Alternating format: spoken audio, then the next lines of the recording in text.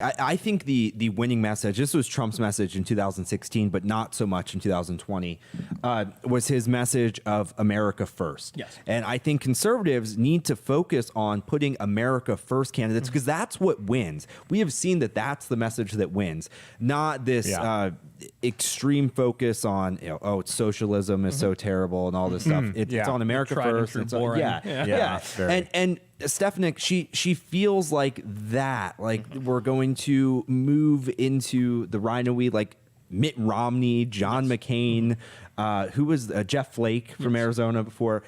It feels like that's the direction that we're going. And it feels like every time we put people like that in power, we lose. And so like, why are we putting someone who is against America first and against the conservative movement just solely for optics? I don't agree with sacrificing principles just because it looks good. I totally understand where you're coming from on that, and I would never say, wash the principles for optics or for political gain. Sure. But at the end of the day, we are talking about, a woman who was an absolute dog in the first impeachment proceedings. She was a bulldog. She was a fighter for the president in that first impeachment trial. At the end of the day, I think that her principled differences, though I might disagree with her on policy, they're good for her state and for the Republicans in her state. And at the end of the day, when it comes to marching in lockstep against the folks across the aisle, she does seem to fall in line when it comes to we need to defeat the left, not be infighting among ourselves. And I think that is important.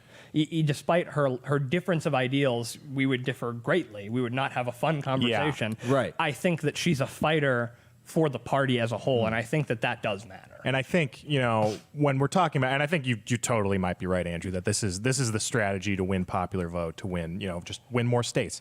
But, when you talk about diversity of thought, there are different kinds of diversity of thought that we should be looking for.